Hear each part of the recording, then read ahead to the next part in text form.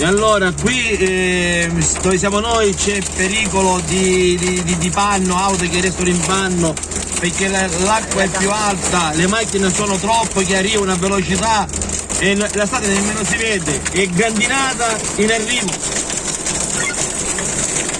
Va bene, va bene.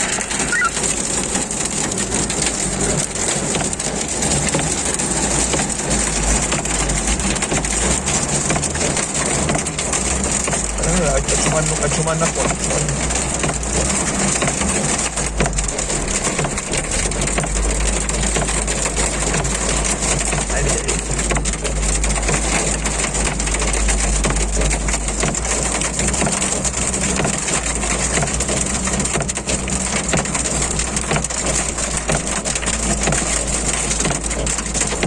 Andai di cucirano, guarda cosa.